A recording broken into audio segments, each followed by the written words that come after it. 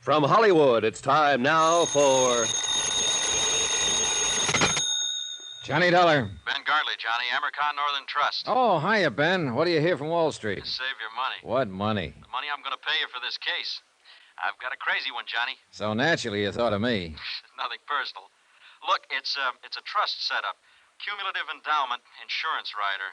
Big deal. Over $250,000, maybe $500,000. From whom to whom? From a Mrs. Ezra Gramley, widow, to her granddaughter, Susan. So? Mrs. Gramley owns the Flint Rock Ranch in Nevada. Never heard of it. Our representative out there is Jonas Parks. He's the president of the Flint Rock First National Bank. Never heard of it.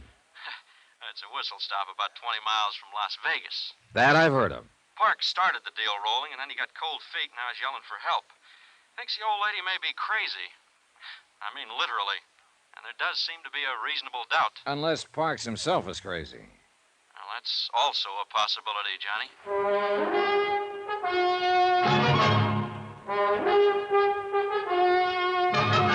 Tonight and every weekday night, Bob Bailey in the transcribed adventures of the man with the action-packed expense account, America's fabulous freelance insurance investigator. Yours truly, Johnny Dollar.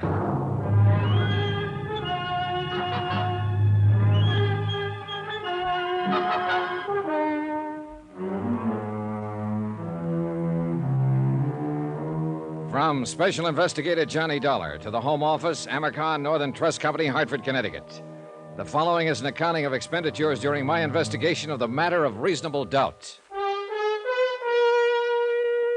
Item 1, $154.40, transportation and incidentals, Hartford to Las Vegas, Nevada, where I checked into a hotel and then phoned the local office of a national business and credit rating bureau that my client retained on a permanent consulting basis.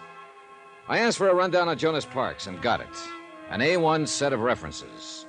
Parks had been a resident of Nevada for 32 years and president of the Flint Rock Bank for 17. He was regarded locally as a cautious investor, a prudent financial advisor, scrupulously honest, and as sound as a dollar. A silver dollar. Crazy? Hardly. Item 2, $32.50. Deposit and first day's rental on a drive-it-yourself hired car. Mileage, Las Vegas to Flint Rock, 23.6. Itemized building appraisal, Flint Rock. 3 bar casinos, all needing paint. 1 restaurant, 1 general store, barber shop, garage, welding shop, railroad depot, also needing paint. 4 dwellings, and of course, 1 bank. Jonas Parks, president. What can I do for you, young fellow? Well, my name is Dollar, Mr. Parks, Johnny Dollar. I'm a special investigator for Amercon, and I'm here in regard to the Gramley Trust case. Oh, yes. Well, I'm mighty glad to know you, Mr. Dollar. And I don't mind telling you I'm glad you got here. Oh? Here, pull up a chair. Okay, thanks. Sit down.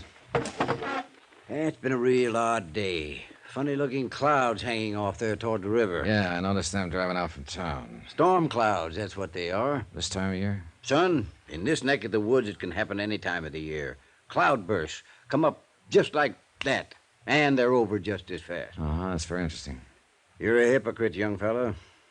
What makes you think so? You didn't come clear across the country to hear a dissertation on desert storms, so stop sitting there trying to pretend you're interested. Whatever you say, Mr. Parks. Matter of fact, you weren't even half listening to me. No, as a matter of fact, I wasn't. Well, what were you doing then? Looking you over, sizing you up. Come to any conclusions? A couple. Such as? Well, in the first place, I'm inclined to discard the theory that you're crazy. That what they told you in Hartford? Well, they figure one of you is, either you or Mrs. Gramley. They do, eh? And what is your second conclusion? That you were sitting there sizing me up. You're right. I was. Come to any conclusions, Mr. Parks? Yeah. One, Such as? that we'll probably get along together all right, you and me. Good. Then suppose we get down... The Gramley case. Oh, no wonder they thought what they did. Maybe they're right. Maybe we are crazy, both of us. Well, as I understand it, Mrs. Gramley wanted to set up some kind of insured trust for her granddaughter. You started the proceedings for her, and then stopped cold and called for help. Yes, that's about what happened. Well, why? Was she financially unable to carry out the deal? Of course she's able. I wouldn't need any outside help if that was the problem. She's been banking with me for mighty near 20 years. Then is she mentally incompetent? Sarah Gramley is as sane as... Well, at least I've always figured she was. But confound it, Mr. Dollar, there's something wrong out at that ranch. Oh, what do you mean? I don't know what I mean. Well, if you don't. I mean, it's mostly things you can't put your finger on. Little things that add up, finally. Add up to what? I don't know. It's just a feeling, kind of a... A hunch? Is that what you mean? Yes, if you want to put it that way. So I brought you clear out here from Hartford on a hunch. Go ahead, say it. Relax, Mr. Parks, relax. I've had hunches of my own. And sometimes the horse is one. But I don't even know why I think something is wrong. All right, what's the setup out there at the ranch? What's the background? Mrs. Gramley is a widow. Her husband died about 14 years ago, and she stayed on afterward and ran the ranch. Of course, her son Ed and his wife were there with her until 3 years ago and done most of the work. And they moved out 3 years ago? No, they were killed in an automobile accident.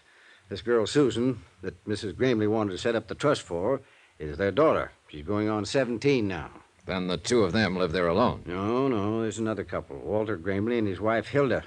Walter's Mrs. Gramley's nephew. Sort of manages the ranch. Does a pretty good job of it, too. Mm-hmm. Then that's the whole family.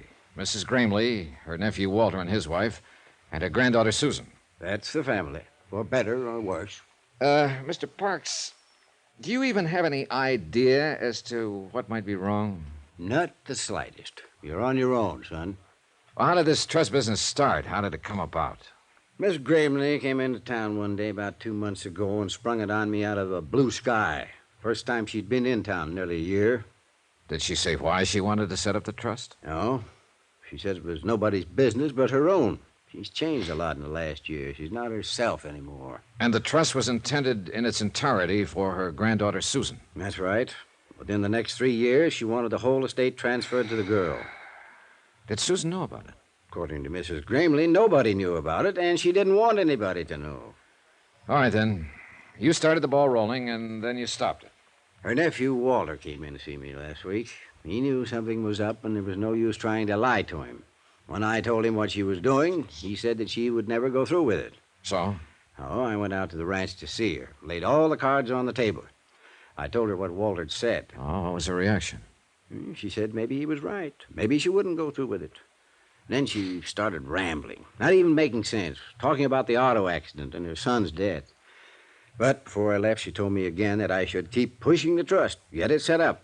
So you called for help? I called for help. Well, I guess I'd better go talk to the lady. That's not going to be so easy. Why not? Walter won't let a stranger on the place. You mean he's holding her captive? No, I think he believes she's losing her mind and he's trying to keep it quiet. And what do you believe, Mr. Parks? I don't know. Well, maybe we can find out. I hope so. Just one thing, though. Be careful. Of what?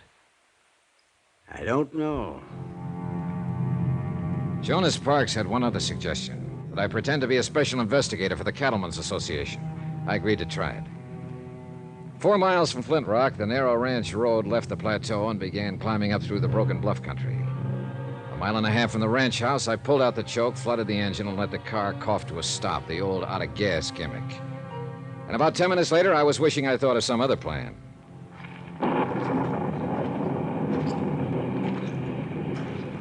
When Parks said cloudburst, he wasn't exaggerating. The rain came down in sheets. In 60 seconds, I was soaked through. And in another 2 minutes, the dry ground was a muddy bog. I kept on walking, or trying to walk, and the footing got worse. By then, I'd had it, or at least I thought I had. I hit the mud, rolled into a pile of boulders, and pulled my gun. A man was riding slowly toward me on a horse, holding a rifle over his arm. I edged down between the rocks, took a sight on him, and waited. Whoa there. Whoa. He dismounted and walked toward me, carrying the rifle carelessly. Apparently, he thought he'd drop me. I let him get within 12 feet. All right, hold it. What the devil? Drop that rifle. Get your hands up. I said drop it. What's the idea? Well, that's a good question. Only I'm the one to ask it. We're trespassing. We've been losing cattle. So I've heard. What do you mean you've heard? I'm an investigator for the Cattlemen's Association. Are you Walter Gramley? Yeah, that's right. What do you expect to find sneaking in here on foot this way? Not what I did find, at least. Look, I've got a car back there on the road. I ran out of gas.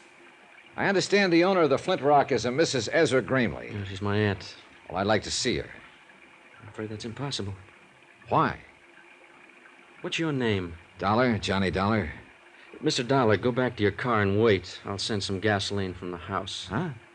When you get it, turn that car around and get off the property. You're working for me, you know. I'm a member of the association. And you know as well as I do that you've got no more authority than any other private individual. So get out and stay out. And if I don't? Well, then you're a trespasser. And I won't miss twice. The next time I'll kill you. Is that clear? It was clear. Perfectly clear. And at this point, I wasn't ready to force the issue. So I conducted an orderly, strategic withdrawal, and short I went back to the car. The rain stopped before I reached it. And a few minutes later, a station wagon came lumbering down the road from the ranch and braked to a stop a few yards away. The girl who came toward me carrying a 5-gallon gasoline can was a living little doll, a daffodil, as perky and bright as a brand new penny. Hello there. Hi.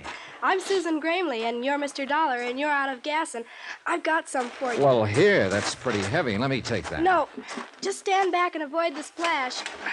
I'm an old hand at this. In fact, I'm a chronic empty tanker myself, and What's the matter? Out of gas, are you? Big deal, huh? That tank is almost full. Yeah, well, there's no use lying to you, I suppose. Nope, I'm too smart. I see. Another thing, you're not with the Cattlemen's Association, Mr. Dollar. I'm not? Nope. I think you're here to dig up the past because of what has happened and what might be going to happen. All of that, huh? Yep. And you know what? I think it's just fine and dandy. You do? You bet I do. I loved my dad. I loved him more than anything. They knew what he always did when he got mad. Sure they knew. I figured it out a long time ago. Like to tell me about it, Susan? You'll find out, Mr. Dollar. I think you're the kind of a man who smashes into things, right into the middle, and breaks them wide open. Be careful, though. Oh? Because you know something? You're smashing into a bomb.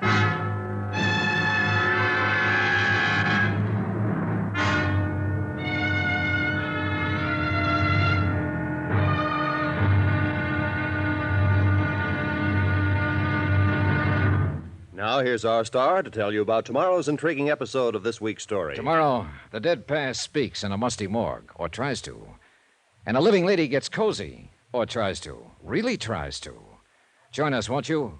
Yours truly, Johnny Dollar.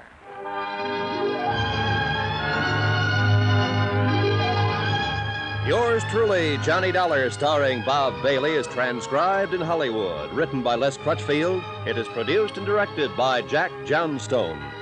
Be sure to join us tomorrow night, same time and station, for the next exciting episode of Yours truly, Johnny Dollar. Roy Rowan speaking.